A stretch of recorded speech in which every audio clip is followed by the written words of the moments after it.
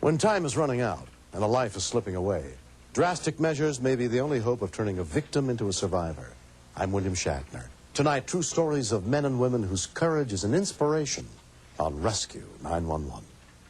We begin around 10 p.m. on June 28, 1991, along a crowded stretch of Interstate 75, just outside Valdosta, Georgia.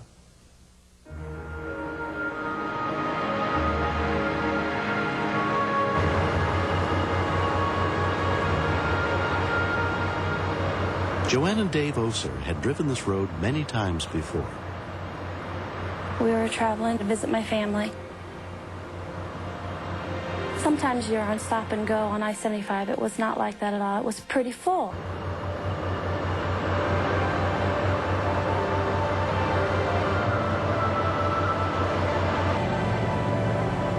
We were traveling about 65 or 70 miles an hour, and the trucker behind me wanted to move, so I went over into the right-hand lane to let him pass.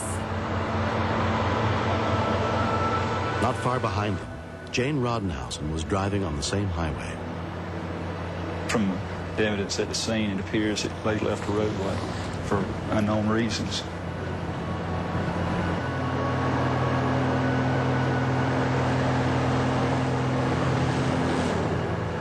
More than likely, she fell asleep.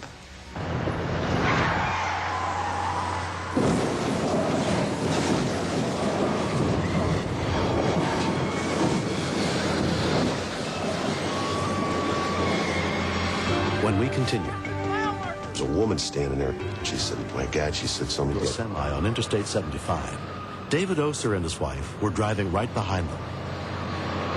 I saw the car impact with the rig, and from there was just sparks and flames everywhere.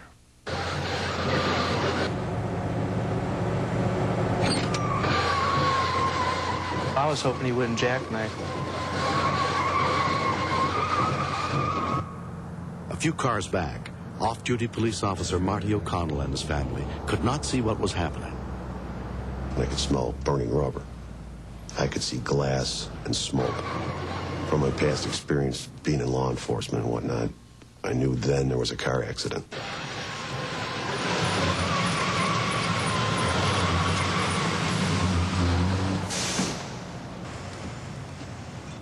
There was no way we'd expect anybody could possibly live through that. I grabbed the cellular, I dialed 911. There's a woman standing there. She said, my God, she said, somebody's got to get that woman out of there. At this time, I didn't even realize somebody was in the car still. Get the box off. We got to get the box off. There was a truck driver standing to the rear of the semi. I said, oh, you got to get the trailer part off of her. There was flames, but not real great flames at this time. Keep going. Come on. Come on. And I ran to the different trucks and asking for fire extinguishers and bringing them back up to them. Okay, right there, that's good. When he backed it off, the car really went up then because it got more air around it.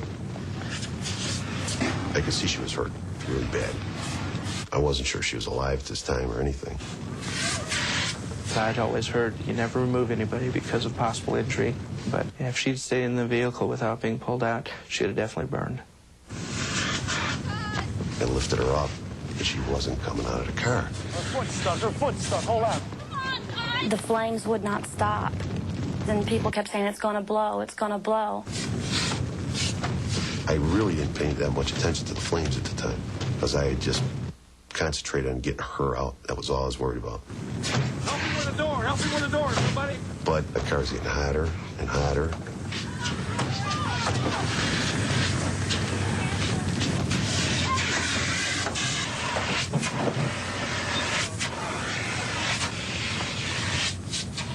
I could feel her when I picked her up. Her leg was broken.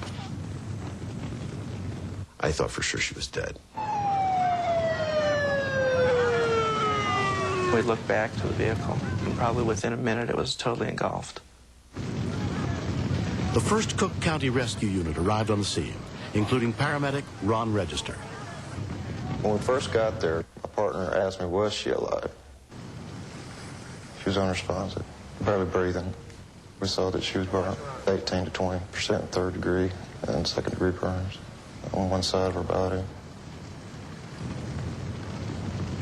We was figuring head injury, we was figuring C-spine injury, so we had to be suspicious of everything.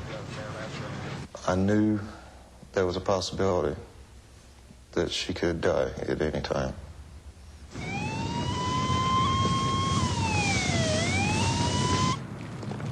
"35-year-old Jane Rodenhausen was taken to South Georgia Medical Center and examined by trauma physician Howard Jones.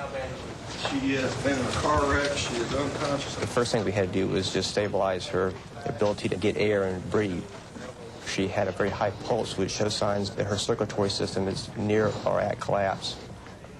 And she had multiple injuries to the left arm and leg, both burns and lacerations and fractures. We got IVs going already. Also, she had what's called a closed head injury. Our main concern after the initial stabilization was the fact that she had a comminuted ruptured spleen and then she had a crushed pelvis. She had lost a great deal of blood. She required what's called red tag blood. It means you don't even bother to take the time to type it. Jane was transferred to the burn unit of Shands Hospital at the University of Florida in a semi-conscious state. Her close friend, Kay Rogers, was notified of the accident. Her face was swollen. She was covered in bandages. Her hair was burned. And it was just, it didn't look like Jane at all. It was not someone that I had seen before. 2 months passed before Jane regained full consciousness. I remember looking up and seeing very bad acoustical tile. And I kind of put all these visual clues together and came up with the fact that I was in a hospital. I thought, oh no, something bad has happened. All the senses started reporting in, and it was like, left arm, can't move it. Left leg, nope, up in the air. Little by little, I knew I was in big trouble. It was just like one day, she decided it was time to wake up and get with the program, and she did. And it was, after that, it was amazing. 3 months after the accident, Jane, who'd been a runner, participated in her first race from a wheelchair. That was my goal when I was in the hospital, was to do this race. A good friend of mine, Kathy, pushed me the entire way. And at the very end, she stopped the wheelchair right before the finish line. I managed to get out of the wheelchair, and it wasn't very far across the finish line, but it seemed like a really long way. And I got to walk across it. So I was really tickled about that. Marty O'Connell and his wife Gloria were at home 2 months after the accident when the phone rang. I said, hello. She says, Marty. And when I heard her voice, when I heard her say my name, I knew who it was right away. And I had never heard her voice. And she said, Marty, this is Jane Rodenhausen. She goes, I just wanted to call and see how you're doing. I says, well, I said, I should be calling you, asking you how you're doing. This man saved my life. How do you thank somebody for that? Hello. Hi, how are you? How are you? Hey, Marty, what's going on? He's called me both years on the anniversary of the wreck.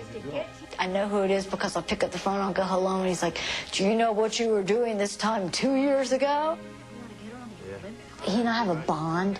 There's a sense of communion between us. He asked me if I would mind if he got a tattoo with Jane's name printed in it. And I was like, oh, that would be cool, you know? So that's what he did. This is cool. Okay, make a muscle. Oh, stop it. Oh, see. Jane, she thought that was the greatest thing in the world. She thought it was fantastic. I really like this a lot. Good. That night, there were a lot of people who went out of their way to help her. And I think that they didn't even think twice. I think there were a lot of unsung heroes there, especially Marty. They were the sole reason that Jane's here today. What I did took me 10 minutes. She's got to live with this every day, the rest of her life. And that's a lot to do. And you have to be a very, very strong person to be able to do that. Before my accident, I was very caught up in the comfortable life and how to make it even more comfortable. No, well, geez. I've changed where I've lived. I changed what I do. I work with children with developmental disabilities, and It makes you feel like what you're doing counts. See? I think everything in this world is a domino effect. It affects everything. I'm a lucky kid. I get to do everything again. So this time around, what I want to make sure of is that I keep that candle lit and I keep the circle unbroken and I do something good to someone who might do something good, to someone who might do something good. And impressive. That's how you do good things. Impressive. I think you did great. Well, should we give him a hand? Let's go. Next. With children, a lot of times they'll hold steady, and then all of a sudden the bottom will drop out. And she just looked like one of those people where that was going to happen.